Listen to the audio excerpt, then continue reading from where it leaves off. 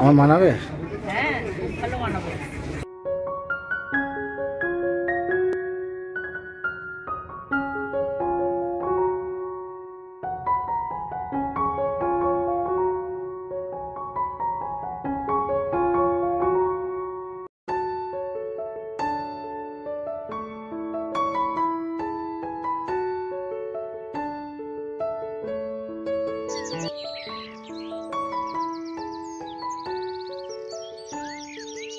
কি খুঁজছো গো? আরে ওইখানে একটা শামুক মানে আমাদের গাঁদা ফুল গাছ খেয়ে নিচ্ছিল, আমি দূরে ছুঁড়ে ফেলে দিয়েছি। তো রাধে রাধে বন্ধুরা, শুভ সকাল। তোমরা কেমন আছো? আশা করি তোমরা যে যেখানে আছো সবাই খুব ভালো আছো, সুস্থ আছো। তো আজকে হচ্ছে সোমবার, সকালবেলায় দেখো এখন চলে এসেছি বাইরের দিকটা। তো আজকে খুব ওয়েদারটা খুব খারাপ, দেখছো মেঘ করে আছে। তো আমি গাছে কটা পেঁপে তুলবো।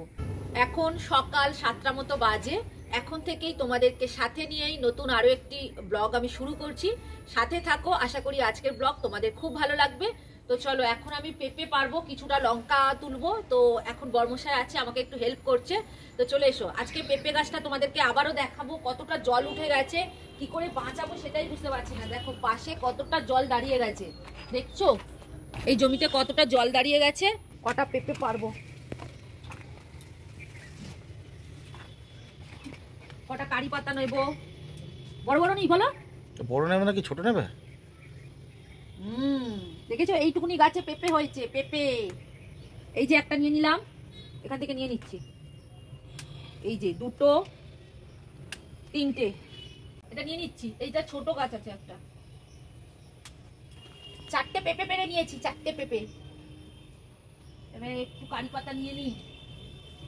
তো দেখো বন্ধুরা, এই যে হচ্ছে কারি পাতা গাছ, ছোট্ট গাছটা আমি কটা পাতা তুলে নিয়েছি। তো চলো, আমার তোলা হয়ে গিয়েছে, এবার চলে যাই। চলো, পড়ে যেতে পারে পেঁপেটা। পেঁপে পাড়া হয়ে গিয়েছে, এই যে পেঁপে গাছ দিয়ে এক্ষুনি পারলাম।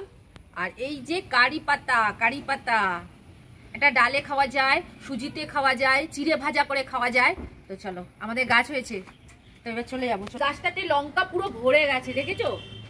মানে প্রচুর লঙ্কা ধরেছে। আর এই লঙ্কাটা দেখো বন্ধুরা, এই লঙ্কাটা দেখো, এই লঙ্কাটা কালো কালো লঙ্কা। আর এটা খেতে দারুণ স্বাদ, গাছে পুরো ভর্তি। লঙ্কা তো কিনতেই হচ্ছে না, প্রত্যেক দিন তুলি, তাও গাছে ভর্তি হয়ে আছে। চলো চলে এসো। আর ওয়েদারটা একটু দেখিয়ে নাও তো ঘুরিয়ে উপর থেকে, এরকম ওয়েদার দেখো, অন্ধকার হয়ে আছে। তো এখন দেখো রান্নাঘরে চলে এসেছি। তো এইবার একটুখানি চা বসানো হয়েছে বাবা আর বর্মশাইয়ের জন্য। তো ওই আদা, ওই লবঙ্গ আর তুলসী পাতা দেওয়া হয়েছে। তো দেখো এখন চায়ের জল ফুটে গেছে, তো ওর মধ্যে একটুখানি চা পাতা দিয়ে দিলাম। আর ওদিকে কড়াইতে একটু পেঁপে আলুর তরকারি বসিয়েছি, কালকেকার রুটি আছে, তো ওইগুলোই খাওয়া হবে। তো এদিকে দেখলে চায়ে আমি চিনি দিইনি, তো এটা বর্মশাইয়ের জন্য আগে ছেঁকে নিচ্ছি, তারপরে বাবার জন্য আবার চিনি দিয়ে ফুটিয়ে দেবো। তো দেখো ওকে বিস্কুট দিয়ে রেডি করে দিচ্ছি, ওকে দিয়ে দেবো। তারপরে আবার একটা রুটিও দেব, তবে ও তরকারি দিয়ে খাবে না, ও মাখন দিয়ে খাবে বলেছে। তো মাখনটা একটু গলিয়ে নিয়েছি, নিয়ে দেখো রুটির মধ্যে লাগিয়ে দিচ্ছি। আজকে টিফিনে বর্মশাই এই একটা রুটি মাখন দিয়ে খাবে, আর আমি তরকারি দিয়ে মুড়ি খাবো। বাবা রুটি দিয়ে তরকারি খাবে, ছেলে রুটি দিয়েও খেতে পারে, আবার মুড়ি দিয়েও তরকারি খেতে পারে। তো এইভাবেই সকালটা আজকে চালিয়ে নেব। আর আজকের ইচ্ছা আছে চিকেন করার, কারণ বাবা একটা মুরগি নিয়ে এসেছিল, জানো তো, তোমাদেরকে দেখানো হয়নি। তো দেখো, আসলে বাবা একটা অনুষ্ঠান বাড়িতে গিয়েছিল, তো সেখানে আমরা যাইনি, আমাদের জন্য এই দেশি মুরগিটা পাঠিয়েছে। তো বাবা নিয়ে এসছে, বাবা কিন্তু খায় না। আর গতকাল সানডে ছিল, বর্মশাই কাজে গিয়েছিল, তো আজকে ছুটি করেছে, জানো তো, ওই কারণেই মুরগিটা কাটিয়ে নিয়ে এসছে দোকান থেকে। আর মাছ কিনে নিয়ে এসছে 2 রকম, কারণ বাবা তো খাবে না আর ও খেতে চায় না। তো যাই হোক, দেখো এখানে আলু, পেঁয়াজ, আদা, রসুন সব রেডি করা হয়ে গেছে, মাছ মাংস সবই ধোয়া হয়ে গেছে। আর আজকে সকাল সকাল বাজারে গিয়েছিল, তো ভালো মাছও পেয়েছে, দেখছো। আর রবিবারে তো ও বাজারে যায়নি, তো সোমবার গিয়ে দেখো অনেক কিছু নিয়ে চলে এসেছে। তো এগুলো সব আজকে রান্না করব না, ওই বাবার আর বর্মশাইয়ের জন্য ইলিশ মাছ ভাজা করে দেবো, তো ওদের জন্য 2 পিস মাছ নেব আর বাকি সব এয়ারটাইট কৌটোতে করে ভরে রাখবো। তো ওইখানে দেখো 4 পিস কাটা পোনাও নিয়ে এসছে, ওটা একদিন রান্না হবে। আর ইলিশ মাছটা কদিন হয় দেখি, 2 দিন হতে পারে, কারণ আমরা রাতে রুটি খাই, দুপুরে একবার মাছ খাওয়া হয়। তো যাই হোক দেখো এখন এয়ারটাইট কৌটোর মধ্যে সবটা ভরে নিলাম।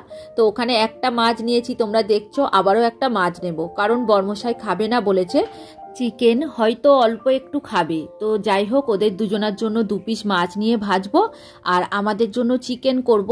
আর ওই যে কদিন বাবা বাড়িতে ছিল না, তো ছেলেকে বাজারে পাঠিয়েছিলাম পটল আনতে।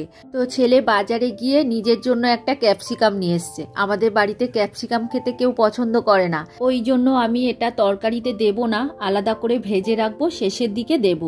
তো দেখো এদিকে ক্যাপসিকামটা কেটে নিই আর তোমাদের কিছু কমেন্টের উত্তর দিয়ে দিই। টুটুল দত্ত কর্মকার দিদিভাই লিখেছে, তোমার রান্নাগুলো দেখে ভালো লাগলো, ভিডিওটা খুব ভালো লাগলো। তোমার ছেলে কোন ক্লাসে পড়ে? প্রথমেই বলি দিদিভাই অসংখ্য ধন্যবাদ কমেন্ট করার জন্য। তো আমার ছেলে এখন উচ্চ মাধ্যমিক দিয়েছে এই বছর, তো কলেজে ভর্তি হয়েছে।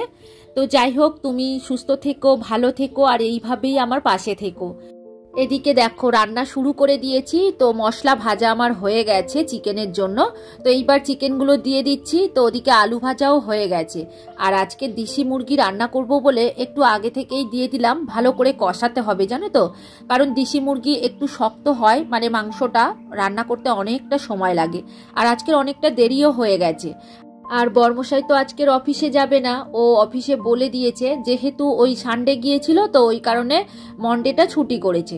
তো যাই হোক দেখো এখানে ইলিশ মাছ ভেজে নিয়েছি, আর ইলিশ মাছের যে তেলটা বেরিয়েছিল সেটা ঢেলে নিয়ে ক্যাপসিকামটা ওদিকে ভাজা বসিয়ে দিয়েছি।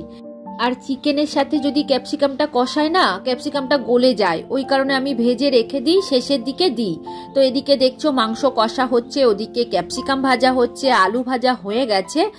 আর আজকের বেশি কিছু রান্না করব না, এই যে চিকেন করব, ইলিশ মাছ ভাজা করব আর একটু থোড় আছে ভাজা করব।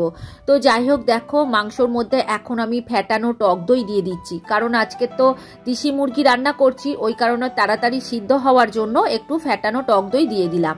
তবে ঠান্ডা টক দই কিন্তু ব্যবহার করা যাবে না, একটু রুম টেম্পারেচারের হতে হবে। তারপরে সেইটাকে নিয়ে আমি মিক্সিতে একটু ঘুরিয়ে নিয়েছি, নিয়েই তরকারিতে দিয়ে দিলাম।